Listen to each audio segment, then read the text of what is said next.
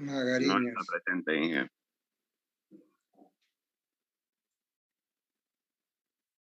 Magariños. Mónica Rivero Tari está fuera de foco. No la reconozco. Vega Tolava también tienen que poner su cámara para conocerlos, para reconocerlos. Y ahora sí pareciera que están.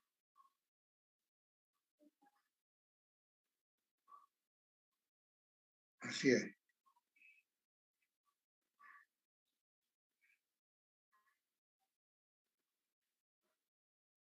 Montaño.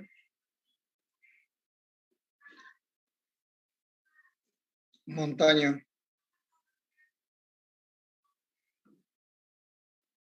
Tiene que habilitar su micrófono para contestar. Si es que está presente. Presente, ingeniero. Ya, no, es que no está enfocando bien. A ver, ¿qué puedes darme como una definición para lo que corresponde a nuestra materia? Es decir, estructuras de madera. Si es que pudieras darle una definición al material, ¿cómo lo harías?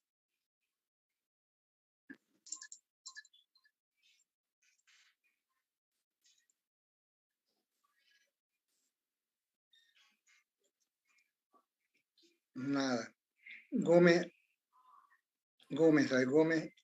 Arvilca. Presente, ingeniero. Y alguna definición para el material que nos importa en este curso, de la madera. ¿Qué definición puede darle? Es un material que se usa habitualmente en la construcción, elaboración de cerchas, viga de madera, por ejemplo.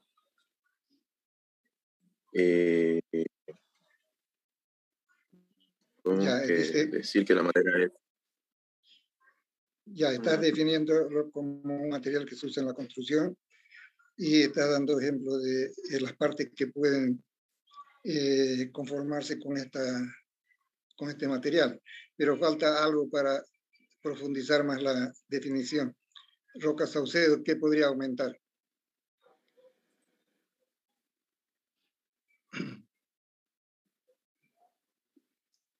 Buen día, ingeniero. En la materia de hiperestática 1 con el ingeniero Carreño, él nos da una definición de que nos dice que la madera es un material anisotrópico.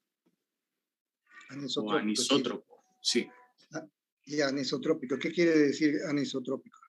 Quiere decir que no tiene la misma resistencia en las mismas partes. Por decirle, si nosotros tenemos una sección rectangular, no va a tener la misma resistencia al medio que en una esquina. Ya, entonces depende de la orientación de la fibra también, ¿no?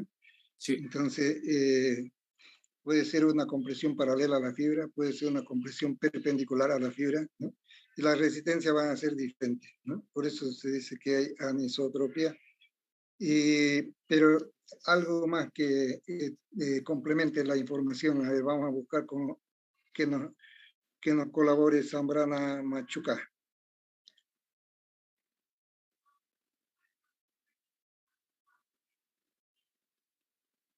¿Qué más podría decir?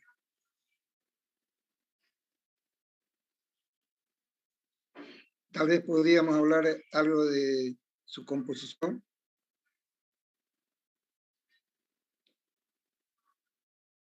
¿Qué elementos son los que intervienen en su composición? Bueno, podríamos decir que es un material natural, ¿no? Se lo usa en su estado natural en realidad. Pero, ¿qué es lo que lo compone? ¿Qué elementos químicos compone la madera principalmente?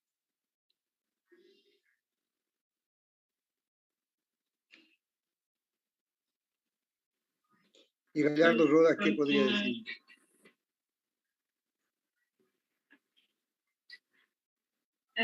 Podría contener agua, ¿no? ¿Qué más?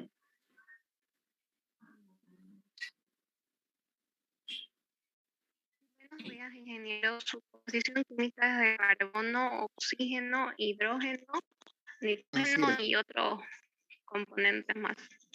Así es, ¿no? Entonces, podríamos ya abundar en la definición en ese sentido, hablando de las propiedades físicas y mecánicas también de la madera, pero hasta ahí es suficiente, es decir, ¿no? ¿Qué es lo que vamos a ver enseguida? Tal vez nos vamos a situar en un campo que nos va a conducir a entender la importancia de este recurso natural y cómo vamos a darle una utilidad para nuestras construcciones. Entonces yo estoy buscando la forma de ampliar mi pantalla y en este caso vamos a referirnos a la parte también que complementa esto, es decir, que la madera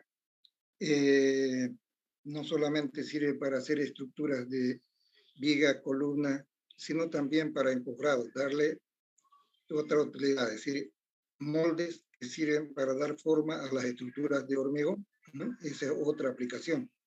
Pero como estructuras, entonces conocemos nosotros que las partes que componen una estructura, como ser viga, columna, machimbre, entonces todo aquello se puede hacer con madera, pero la parte que vamos a ver aquí va a ser el complemento de qué es lo que queremos moldear y qué es lo que nos interesa como característica de los diferentes materiales y cómo se los produce en realidad, ¿no?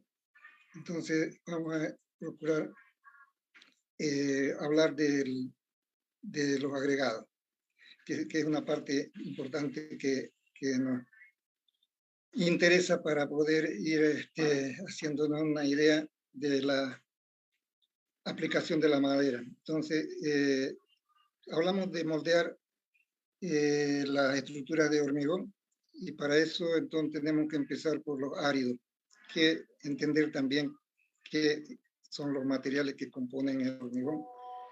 Y así que nos situamos, por ejemplo, en este lugar donde hay una pequeña planta de producción de áridos y aquí hay una planta, os digo, una técnica manual, así siempre se lo hizo, es decir, para a poca escala, construcción, a poca producción, diríamos también, es decir, una zaranda para dividir el material en arenilla y ripio, arenilla de un lado, que son los que van a componer nuestro hormigón, ¿no?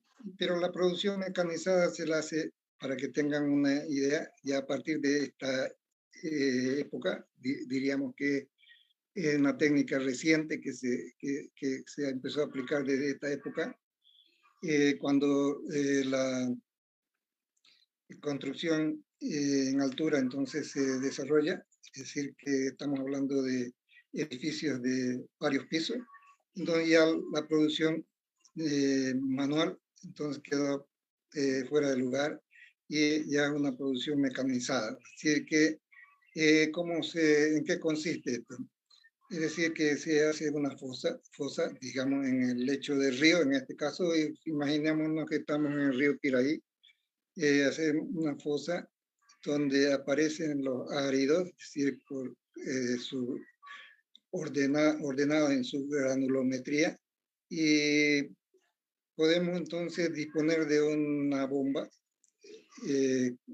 de tubería de 6 pulgadas, con tubería de 6 pulgadas para la impulsión, y eso depositarlo en una parte superior para que por gravedad ella vaya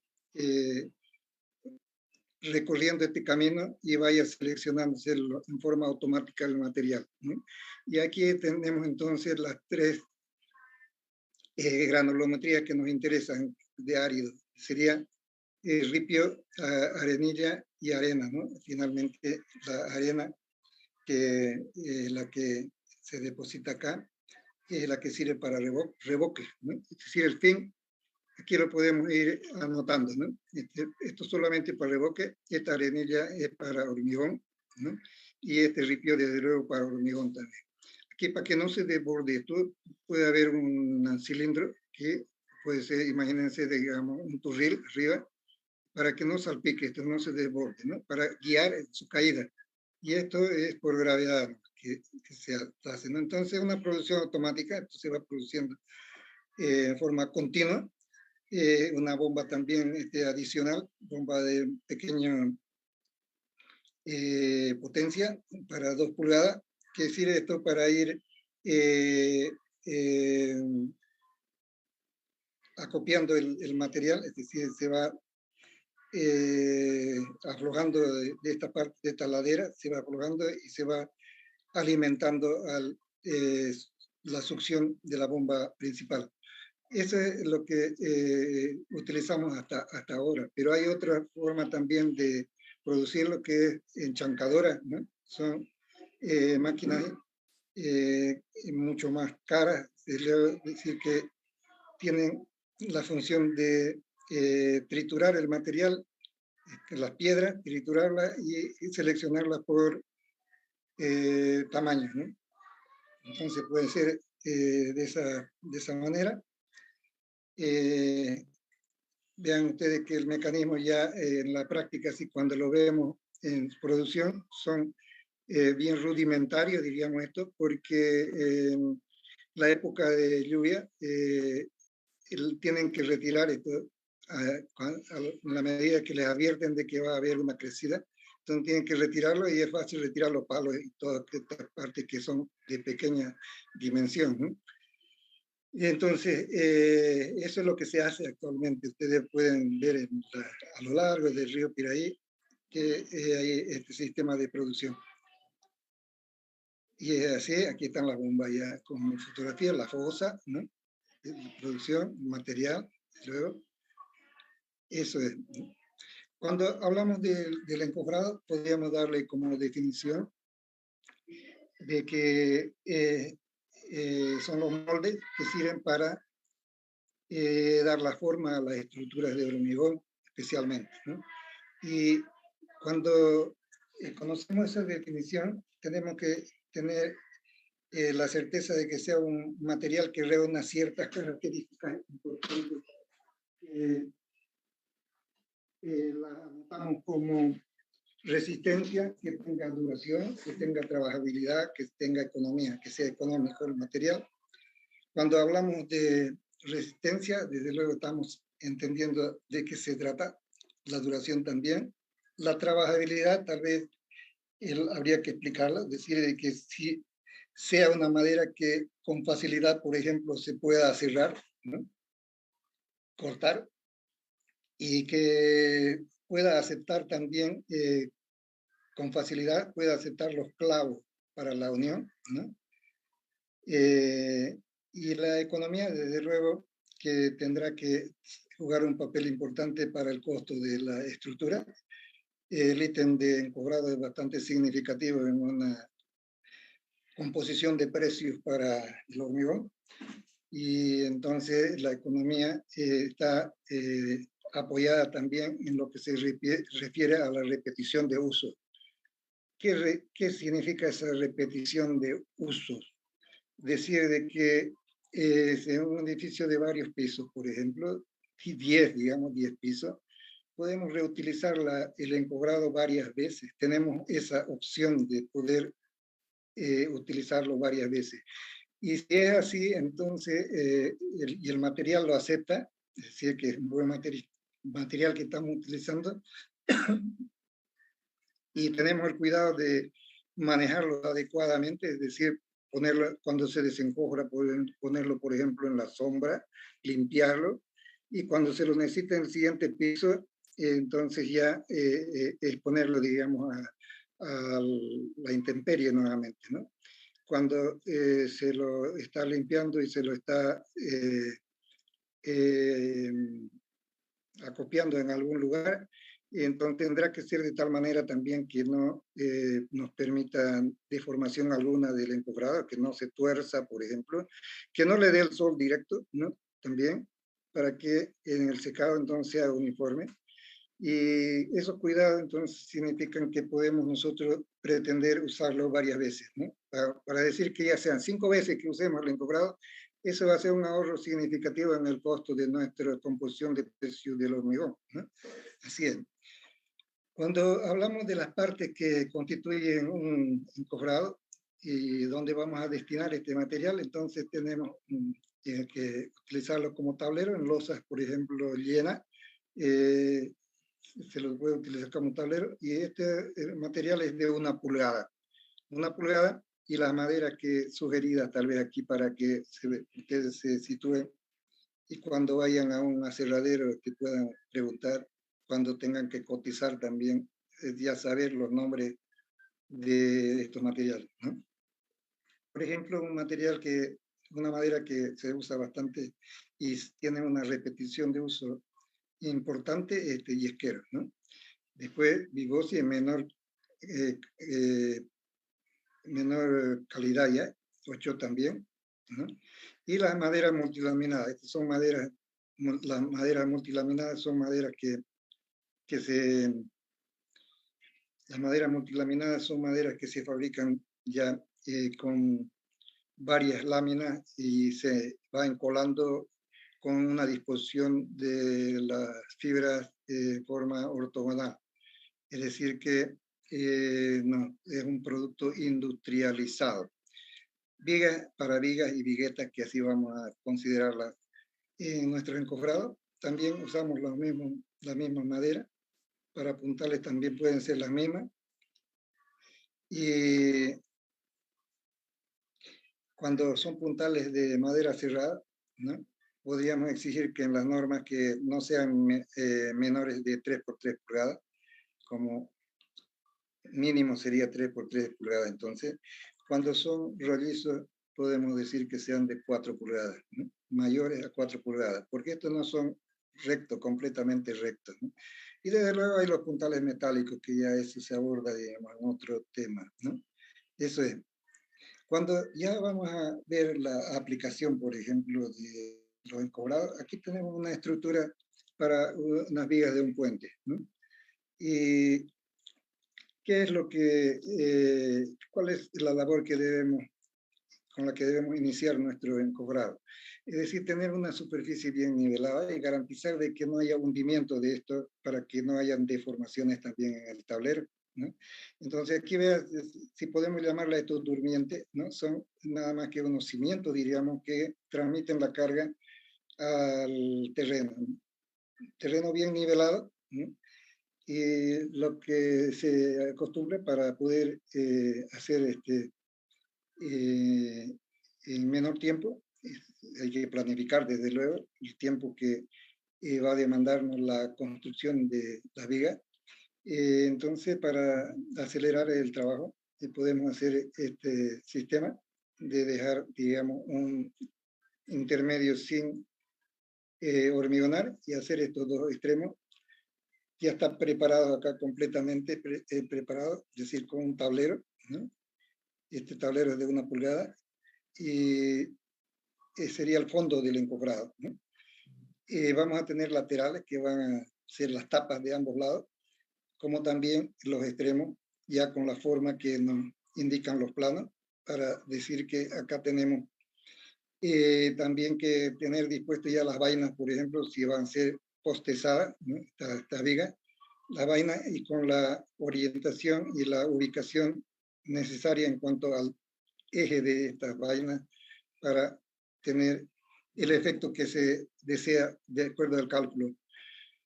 Pero lo que nos interesa entonces es esta composición, que esto podemos llamar estribos, estribos, ¿no? Esto es como armadura de piel, si quieren, armaduras principales arriba también y abajo, ¿no? ¿Qué es lo que tenemos que hacer? Es que este nivel de aquí, de la altura de la viga, ¿no?, es una viga I, si se fijan, esta forma es la que va a tener. Sobresalen los estribos para arriba, así es, están en la medida que nos dé el espesor de la losa, ¿no? La losa se va a hormigonar en una siguiente etapa. Una vez que se monta la estructura, después se hormigona la losa, y es para eso entonces que resulta esto como una armadura de espera, diríamos, ¿no? Esto queda fuera. Y el nivel del hormigonado es este, digamos, vamos a tener aquí el hormigonado, y van a aparecer esto. Y ahí se sitúan ya la armadura de la losa, desde luego, ¿no? Que puede tener un voladizo de un lado, del otro lado también. Si ponemos 2 vigas, por ejemplo, ¿no? Ambos lados pueden tener voladizo.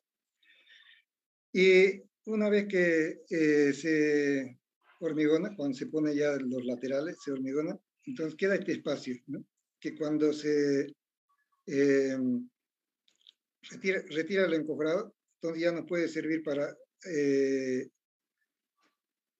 tener los extremos también de tapas, diríamos, para el otro vaciado, el siguiente vaciado, y aprovechar esto en forma independiente, ¿ya no? Entonces vamos a ver las tapas que se muestran acá. Están preparando las tapas, ¿no? Vean, esto es de un lado y del otro lado, desde luego lo mismo. Aquí hay una combinación de estructura metálica, esto para darle resistencia y forma, y desde luego los tableros de madera, ¿no? Que pueden ser también tableros metálicos también. Y esta es la base que estábamos viendo allá, los durmientes, ¿no? Los cimientos, si quieren, durmientes y las vainas, ¿no? Y aquí vemos el nivel hasta donde vamos a hormigonar, y aquí va a aparecer esto entonces arriba. Sí. Y ahí está como resultado, ¿sí? Está hormigonado, y aquí están los fierros que aparecen arriba. Estos otros fierros que se dejan son para anclaje, para que la grúa pueda izarlo desde esta parte, ¿no? Y aquí al fondo ustedes ven estos tubulones que se están fabricando para montar las vigas. Estas ya están listas, pero aquí se está haciendo, aquí hay uno que se está construyendo. Y este es un sistema que ustedes seguramente van a verlo, si ya tal vez ya lo vieron. Un sistema de pilotes que se hacen, que se llaman en realidad tubulones, porque son pilotes grandes, hueco al medio, así como una noria si quieren, ¿no? Esto puede tener de 1,5 metros. La cuestión es de que entre perfectamente un hombre por dentro para hacer la excavación. Y entonces ese es el sentido. El objetivo de poner el encofrado, se encofra hasta acá, se vacía, y después se va excavando a través de esta campana neumática. Entonces le permite al hombre las condiciones de ambiente en lo que se refiere a presión y circulación de aire en el interior, porque está trabajando en el fondo del pozo, excavando, y entonces a medida que va excavando, esto se va hundiendo, ¿no? Se va hundiendo, y nuevamente se hace en otra etapa ya el hormigonado para arriba para darle peso, y sigue el proceso de excavación. Mientras más profundo es, también la presión va variando, porque estos puentes generalmente o estas bases están generalmente muy cercanas a la orilla del río, y entonces el nivel freático es alto. Imaginémonos que a partir de 50 centímetros ya hay agua, eso quiere decir nivel freático, ¿no? Entonces, si no tuviéramos una presión por dentro que nos provee la campana neumática, el agua ingresaría y inunda la excavación, ¿no? Entonces, por eso es combinado con presión, y el hombre tiene que habituarse a esa presión, porque es una presión que es mayor a la atmosférica, para que no ingrese el agua, desde luego. Depende también de la altura de este nivel freático, ¿no? Y así es que se construye esto. Entonces, para que tengan una idea de lo que queremos nosotros fabricar para poder tener un resultado como es en este caso un puente, una estructura para puente de hormigón post-tesada. Y ahí están los entalles, las figuritas que veíamos ya, ¿no? Para disponerlo ya en su lugar. decíamos que era necesario dejar estos estribos acá para izarlo, ¿no? Eso también es interesante saberlo, que los cables, por ejemplo, van a ir para la grúa desde esta posición y tendrá que el piloto resistir esa solicitación que se presenta por peso propio. Aquí va a ser como voladizo, va a trabajar esto. Aquí va a tener un apoyo y otro apoyo. Entonces aquí va a haber un momento flector que traccione esta parte, ¿no? Traccione esta parte, entonces tiene que ser la armadura capaz también para esa etapa constructiva, ser capaz de resistir esos esfuerzos, ¿no? Del pilote o de la viga. Esto que ven acá, esta parte marcada como punzada acá, entonces son tubos que se dejan huequitos, ¿no? Han quedado como huecos, pero son tubos de PVC que puede dejarse para insertar un perno, ¿no? Para la armadura, para el tablero lateral, para fijar el tablero lateral, que se lo recupera luego, entonces se lo saca y queda el huequito, habrá que taparlo luego, ese huequito, ¿no? Como hacer un hormigón visto. Esto que están viendo es de la carretera a Roboré, ¿no? Es un puente que está cerca de Roboré. Ya está desde luego en servicio, desde hace unos 10 años atrás. Y ya está en servicio y es una carretera bien construida, ¿no? Muy conservada hasta ahora, por lo menos, ¿no? En los 10 años ya que tiene. Y cuando vayan por allá van a poder apreciar todo lo que estoy mostrándoles. Esta es la campana neumática, ¿ves? Para los tubulones, para hacer los tubulones, ¿no? Por acá se saca el material que va de la excavación, ¿no? El hombre está dentro, hay una cámara, precámara donde se le dé la presión adecuada para que se ambiente el operario un cierto tiempo, así como los astronautas van así, ¿no? Así es, para que pueda él entrar a otro medio ya en otras condiciones, ¿no? Así es. Entonces, ya he encobrado, por ejemplo, para una estructura que se va a destinar a una vivienda, pero un tamaño reducido, una parte, digamos, de la estructura nada más. Esto puede continuar allá. Pero se muestran todas las partes que nos van a interesar nuestro camino para recorrer por este tema de encobrado de madera. Y ya tenemos que irnos habituando con la terminología que se utiliza para decir que esta es una escalera recta, por ejemplo, que puede ser escalera en voladizo, si no tiene apoyo acá. Son escaleras muy livianas, prácticas que se hacen también de esa manera. Y si se tiene apoyo acá, pues entonces se consideraría que la parte resistente es una viga quebrada, así. Pero si no, entonces este voladizo también se lo construye como tal, como voladizo, y puede estar simplemente anclada acá y anclada en el piso y todo esto volando, todo esto voladizo. Aquí hay otro ejemplo de esa característica. Esta es la escalera más difícil de construir, ¿no? Quiere decir que es una escalera helicoidal. Vean que tiene un desarrollo, ¿no? A través de un núcleo. Imagínense este núcleo que tenga 40 centímetros de diámetro, ¿no? Imagínense que este diámetro de la escalera sea 1,40, ¿no? Entonces vamos a tener 1 metro libre aquí. Y entonces, todo este tablero de fondo es ascendente, vean acá, pero va ascendiendo de diferentes maneras, de acuerdo a la distancia que esté desde el centro, ¿no? Y va definiendo, esto se llama huella, esta, entre peldaños, huella, la huella entonces se va estrechando acá, pero hay que calcular de que la huella reglamentaria que da la norma esté por acá, sería una distancia de 2/3 de radio por acá, por donde va a circular la gente, ¿no? Huella y contrahuella hay una relación, que lo vamos a ver ya en el desarrollo del tema. Y entonces este es un molde que ya está preparado, pero para mostrarlo así en su integridad no está mostrándose la armadura, ¿no? Antes de poner esto, bueno, el tablero ya tiene que estar dispuesto, ¿no? Pero antes de poner esto, que serían tableros de contrahuella, hay que poner la armadura desde luego, ¿no? Así es. y la armadura es como si fuera de una viga plana, ¿no? Y entonces, una vez que se hormigona, ella está anclada aquí, en este borde.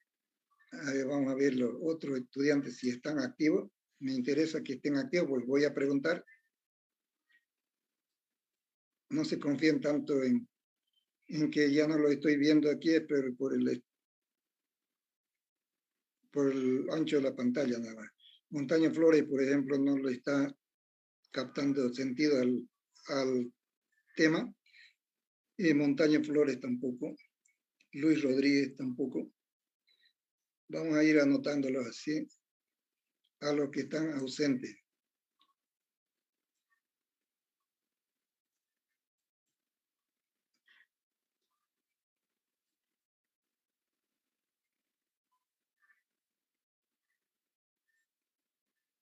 Eso están bien. Esos son los buenos. Aquí hay algunos malos ya, que están durmiendo.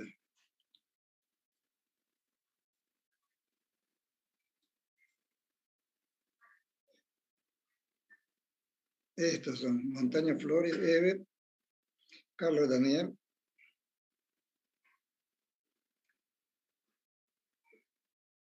Y hay algunos que entran y se salen. También lo registra el Zoom. Bueno, decíamos entonces que una vez que se construye esta escalera, se hormigona, al desencobrar hay que tirar todo este encobrado que se ve acá, inclusive esta columna falsa también. Esta es una columna falsa de apoyo nada más. Todo se retira y queda la losa como si fuera una viga de plana, empotrada aquí puede ser en la cimentación o en la losa del piso y agarrado en la otra losa, ¿no? Entonces todo esto está emboladizo en realidad, sí, ¿eh? Así es, queda una escalera muy atractiva, muy bonita, muy limpia, diríamos, ¿no? Para mostrarla, como un ornamento, ¿no? Bueno, y finalmente entonces aquí las otras partes que ustedes ya están habituados a conocer, estas son aligerados, esta es una vigueta de hormigón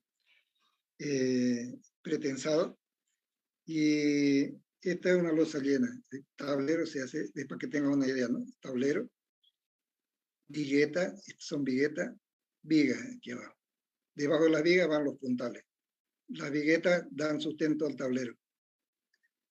Limitan este espacio de flexión del tablero. Definen esta distancia que se calcula, ¿no? Para que no se deforme la losa. Eso hasta ahí. Entonces ahora yo voy a empezar a preguntar a ver cuál es el grado de asimilación que tiene. Y vamos a ver cuáles son los buenos y cuáles son los malos.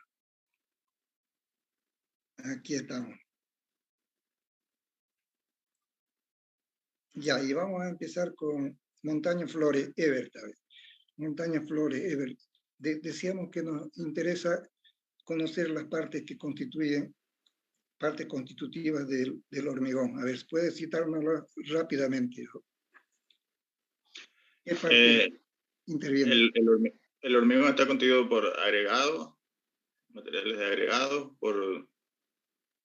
que sería el mortero y las estructuras de acero, digamos. Ya, cuando decimos hormigón armado, ¿no? Pero, ¿qué cree que intervienen? Entonces intervienen ripio, arenilla, agua, ¿no? Agua y cemento. Cemento, ¿no? Así es, eso es la base fundamental. Podemos decir que no importa mucho la dosificación.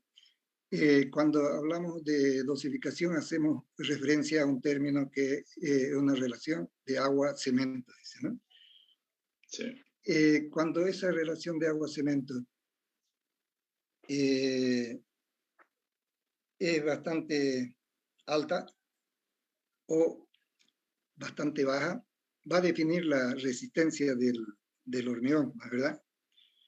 Sí, entonces es importante en la dosificación hacer referencia a esa relación agua-cemento y también a otra, en el control del hormigón, otra característica que sería la consistencia, ¿no?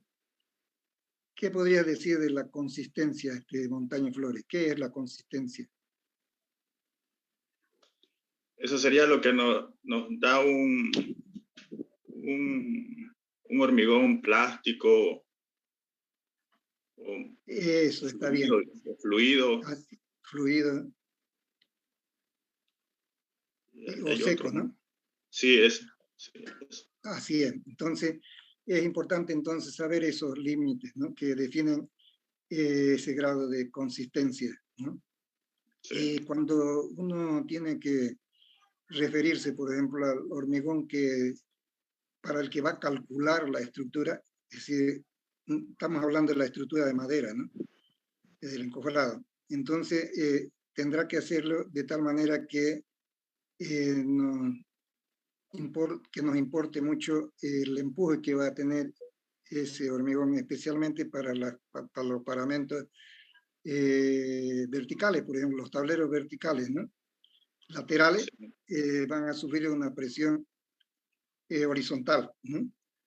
Al momento del fraguado, el hormigón va a empujar a las paredes laterales.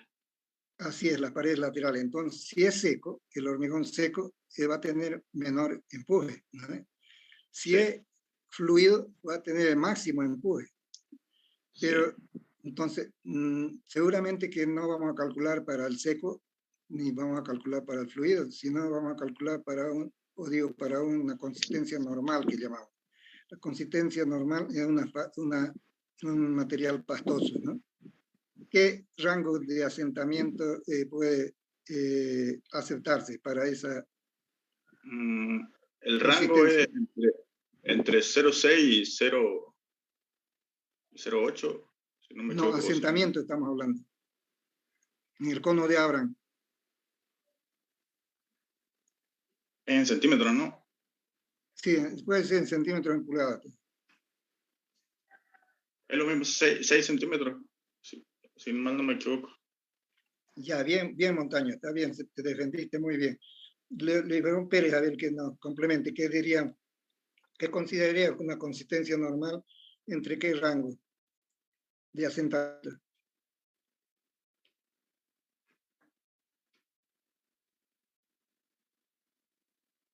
No importa que no lo recuerde, pero hacer una estimación.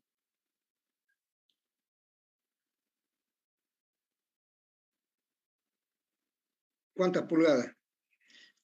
Sabemos que el cono de Abraham es una de las herramientas que utilizamos para el asentamiento, y el cono de Abraham tiene dimensiones estandarizadas, ¿no? Entonces, ¿podrías decirnos qué dimensiones estandarizadas son las del cono de Abraham?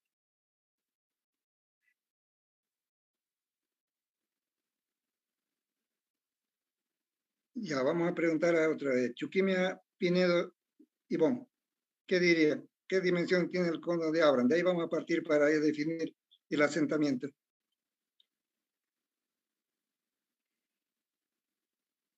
Eso se hace en el laboratorio en lo que se refiere a tecnología del hormigón, ¿verdad? Vean que todo eso nos sirve para juntarlo ahora y hacer nuestro estudio del comportamiento de la madera cuando se ve sometido a esfuerzo por el hormigón. Cuando hablamos entonces de Gómez Arevilca, quería hablar. ¿Qué decía Gómez Arevilca? No, ingeniero, solo quería decir que la altura del cono es de 30 centímetros. ¿Cuánto? 30. 30, así es. Y su dimensión superior, o sea, el diámetro superior es ¿cuánto? 20. Y el menor 10. El menor 10, entonces, ya, 10, 20. Así es, ¿no? ¿Seguro? Sí, ingeniero. Ya, cuando uno quiere recordarlo con más facilidad, lo entiende mejor en pulgadas. Entonces, ¿cuántas pulgadas sería la altura? Porque nos basamos en normas americanas y esas están en pulgadas, todas estas pulgadas. 12, ¿no? Como 12, 11 pulgadas. 12 pulgadas. Entonces, el diámetro inferior. 8 pulgadas y 4. 8 pulgadas, dice, y es 4 pulgadas. ¿Así es? ¿Y el cilindro? Ya, el cilindro vamos a dejar que nos hable Chuquimia. ¿El cilindro qué dimensiones tiene que tener? Vean que todo esto nos sirve para control de la calidad del hormigón. El cilindro, ingeniero. Las dimensiones del cilindro. Testigo. Yo lo tengo en centímetros, igual todavía la base de abajo es 20, la de arriba es 10 y 30. Y según según recuerdo la consistencia normal para un hormigón, creo que es entre 6 y 8. ¿Y a qué dice Saldías Camacho? ¿Está de acuerdo? Las dimensiones del cilindro. Sí, ingeniero. Base superior 4 pulgadas. La inferior 8 y de longitud 12. No, el cilindro ya para la varilla muestra que o sea, el otro era el cono era el que estábamos hablando. Ahora es cilindro. Y la varilla. La varilla, no recuerdo. No la varilla. El cilindro. O sea, tenemos que tomar una probeta, ¿no? Y le llamamos entonces una probeta testigo que llevamos a la prensa para romperla, ¿no? ¿Qué dimensiones tiene esa probeta? Tenía 10 centímetros de diámetro y 30 de altura. Ya, ¿qué dice Saldías Camacho? ¿Está de acuerdo? Sí, ingeniero, eso dije yo. Ya, Caño Chiñani. Yo, según recuerdo, era 15 de diámetro y de altura 30. Ahora está mejor, creo, ¿no? Pero 15 centímetros de diámetro. No es tanto como 15, bueno, pero hablamos en pulgadas entonces. 6 por 12 pulgadas. Así es, 6 por 12 pulgadas. 6. Vean que todo esto tiene importancia el hecho también de que cómo vamos a apisonar el material. A ver, Díaz Espinosa nos dice, ¿cómo apisonamos el material en el cilindro? El cilindro se apizona por capa. Si mal no recuerdo, se divide entre 3 capas y se da 25 golpes. A ver, ya. Entonces, Enrique Arteaga va a complementar. ¿Está de acuerdo? Sí, ingeniero. A ver, repetirlo en forma rápida entonces.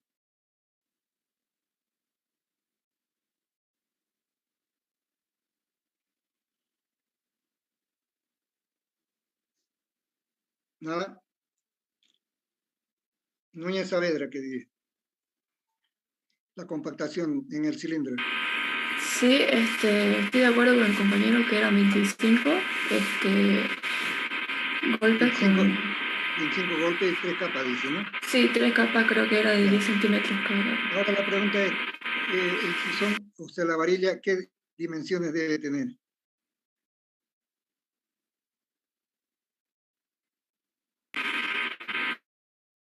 Creo que era de 40 o 45. 45 centímetros de largo y ¿qué más? De diámetro. No. 5 de diámetro puede ser. 5 de diámetro, 5 centímetros. 5 centímetros de diámetro.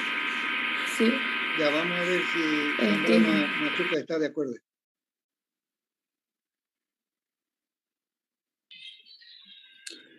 Ingeniero, es de 5 octavos de pulgada el diámetro y la altura son 60 centímetros. Así es. Entonces, si queremos acordarnos en pulgada o en unidad inglesa, sería 2 pies de longitud, así es, ¿no? Y el diámetro, 5 octavos. Puede ser un fierro corrugado con el que compactemos o tiene que ser liso. Es liso, ¿no? Ya. ¿Qué es lo que sigue?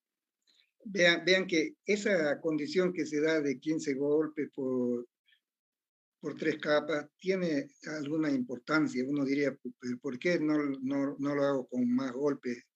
¿Por qué no lo hago con menos golpes? ¿Y por qué no lo hago de una sola vez, una capa completa? Algo que uno entiende de que se reproducen las condiciones en que va a estar el hormigón en la obra colocada, ¿no? y vibrado. Es decir, reproducir esas condiciones, en otras palabras. No exagerar tampoco con los golpes. ¿Qué es lo que significa, por ejemplo, el hecho de vibrar? Si metemos una vibradora, ¿y por qué no metemos una vibradora mejor en el cilindro, uno diría, ¿no?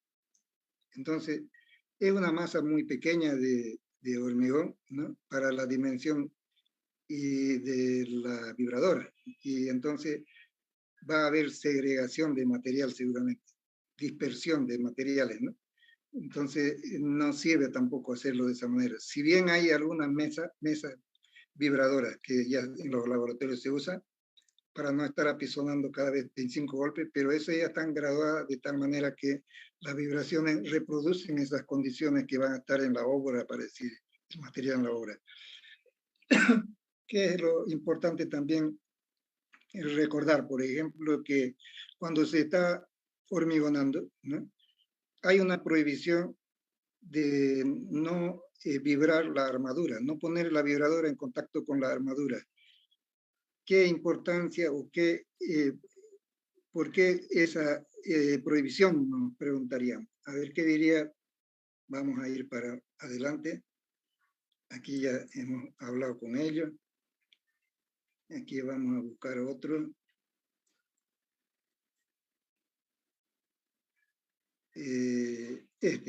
Vega Tolada. ¿Por qué tendríamos que exagerar con esa prohibición de no vibrar armadura? Sería por ¿cómo le puedo decir? De no poner a vibrar porque podía desacomodar los fierros, tal vez, ¿no? La armadura, si no me equivoco.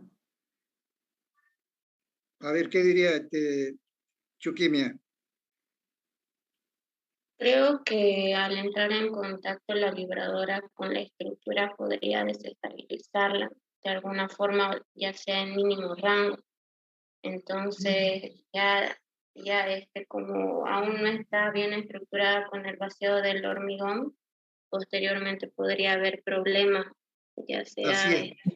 Entonces, lo que está queriendo significar eso de que podemos estar vibrando en una parte que está con hormigón fresco, pero hay otra parte más por la continuidad de la armadura que está ya fraguando, ¿no? Que ya está endureciendo, y entonces perjudicamos ese hecho ya del fraguado, ¿no? Entonces, esa es la razón de no utilizar. Ahora, alguien dice, ¿por qué tenemos que utilizar aceite, dice, en un encofrado? A ver, vamos a preguntarle a Gómez, a Vilca.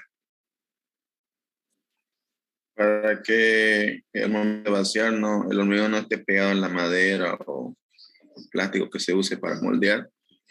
Para eso yo tengo entendido. Así está bien, dice que el hecho es de que la madera es un material absorbente. Entonces, imagínate una losa de 10 centímetros, 12 centímetros de espesor, ¿no? Entonces está en contacto con la madera y puede entonces la madera absorber el agua de constitución de la mezcla y empobrecerla, ¿no? Es decir, modificar la relación agua-cemento, ¿no? Modificar la relación agua-cemento. Y de esa manera entonces se protege de ese hecho. Pero lo más importante es de que, a ver, más bien quiero para que abunde alguno de sus compañeros, ¿cuál otra importancia tiene Suárez Gutiérrez? ¿Qué otra más le encontraría que el hecho de proteger la madera con aceite o con diésel? Una decimos para que no absorbe el agua de constitución del hormigón. ¿Otra? Inge, también sería que para el momento de desencofrar no agriete a la estructura. A ver, Vega Talaba está hablando. De nuevo a tu definición. Más o menos sería que para que al momento de desencofrar no se fisuren, porque ahí no tienen la esquina, las columnas, a veces siempre se fisura eso al hacer fuerza, al desencofrar, para poder liberar fácilmente. Ya vamos por ahí, con Rodas. Gallardo Rodas. También podría ser para evitar que el encofrado se pegue al hormigón, como ya dijeron, como usted también mencionó, para reducir las fugas de aguas durante el proceso del curado, y también podría ser para proteger el encofrado del acero de corrosión. Está bien. ¿Qué es lo que importa? Decíamos que el encofrado tenga una repetición de uso, y para proteger a la madera de la acción del agua, de la humedad, entonces es necesario impermeabilizarla, si quieren, ¿no? Para que entonces mantengan sus dimensiones, es decir, que no se tuerza, ¿no? Que la apile también de tal manera que por flexión no se deformen para el posterior uso, limpiarlo desde luego, ¿no?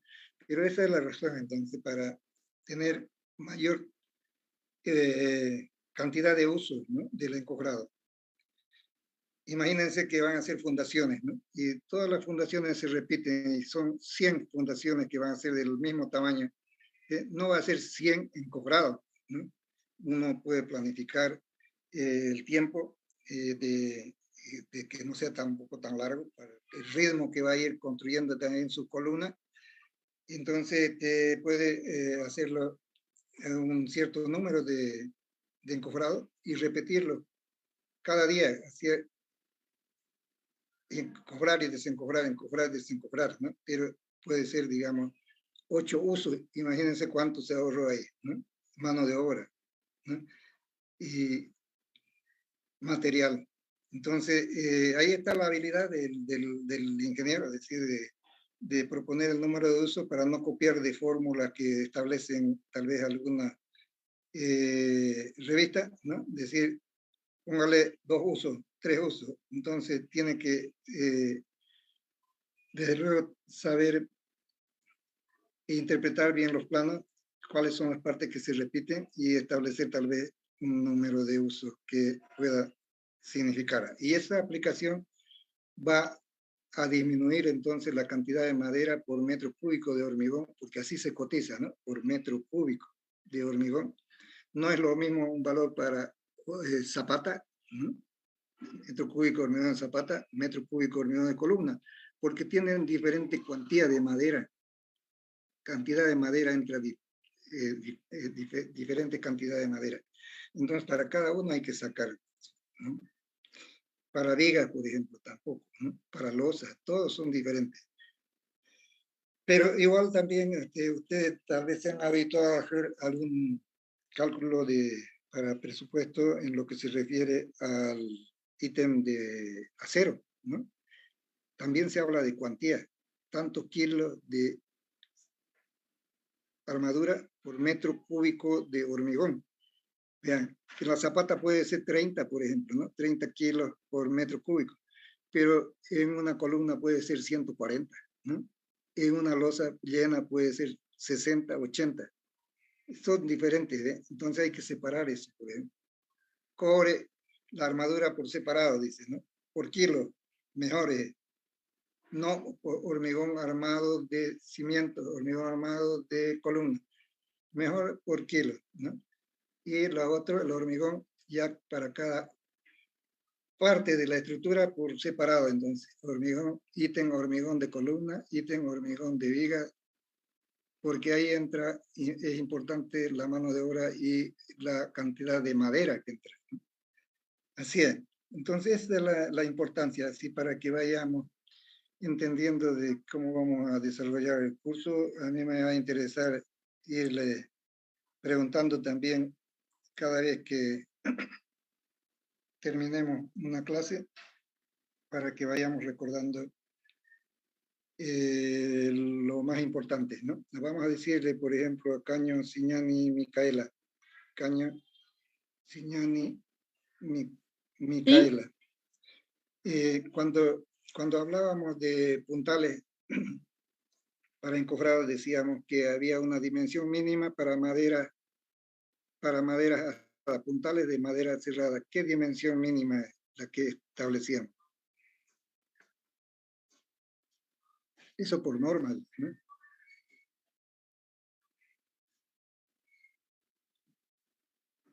Hola, Signani. Betty Cartagena, entonces, ayúdele. Madera cerrada para puntales, mínima dimensión. Ya, cualquiera dígalo. 3 por 3. 3 por 3 pulgadas, así decíamos, ¿no? Y para madera rolliza. 4 por 4 4 por 4. ¿Ve? Todo eso tienen que ir reteniendo en la mente. No es muy difícil recordarlo, ¿no? 4 por 4 dice. Cierto. Cuando van a pedir, por ejemplo, material, es decir, hormigón, se habla de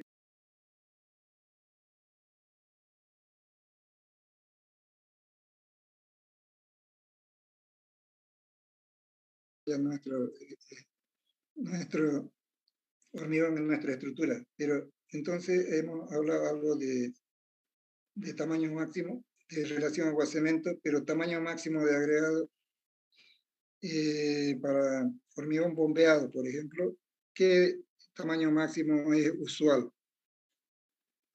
¿O en qué se fundamenta el tamaño máximo? Y eso es de tecnología también.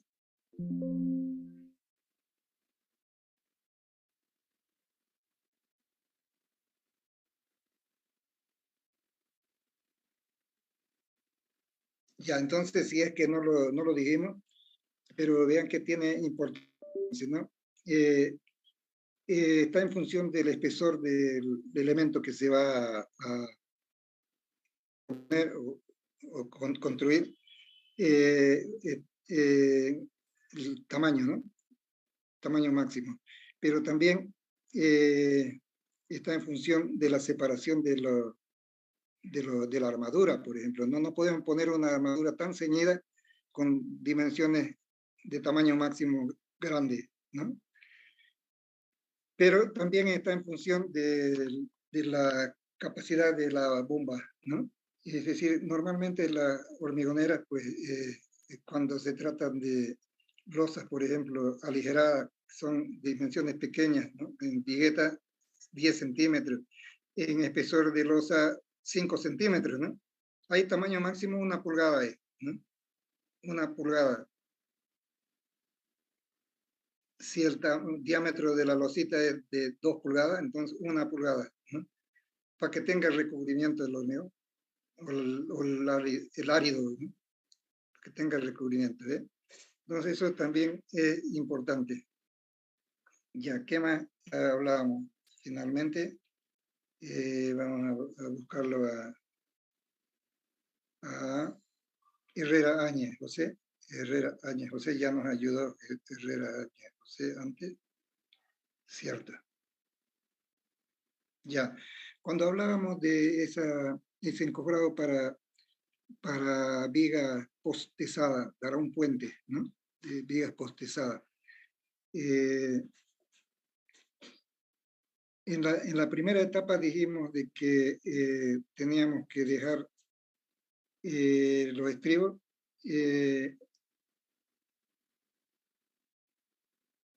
para que nos sirvan como anclaje de la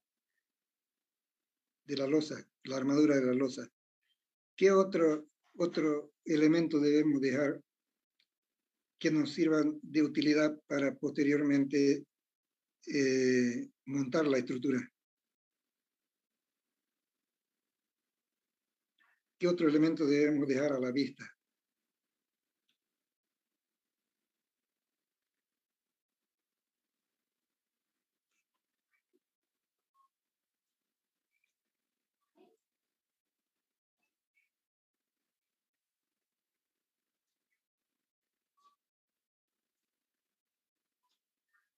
A ver si recuerda.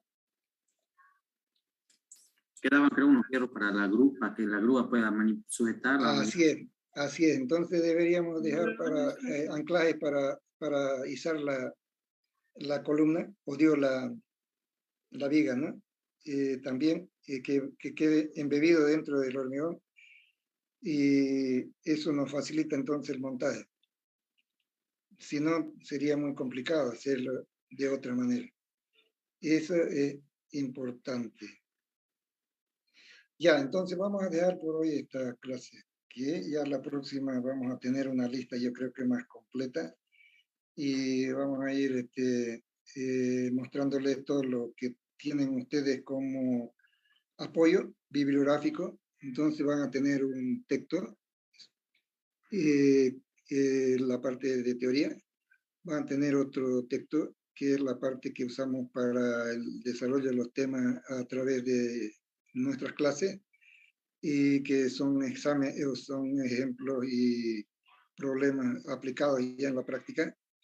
Y van a tener también por separado para hormigón, o digo para encofrado, ¿no? Estructuras para encofrado.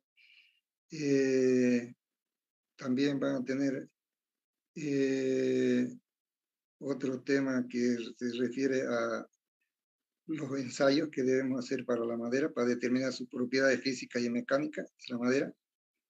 Entonces son unos 3 textos que van a tener, y después tienen una serie de libros también que se los da como consulta bibliográfica para que cuando tengan que comprar o acceder por internet a alguna página puedan encontrarlo. Entonces eso vamos a recordar la próxima clase, y eso sería todo para por ahora. Listo, jóvenes. Buenas tardes entonces, o buenos días. Hasta la próxima. Buenos días, Hasta la próxima, ingeniero. Hasta luego, ingeniero. Hasta luego, ingeniero. Chao.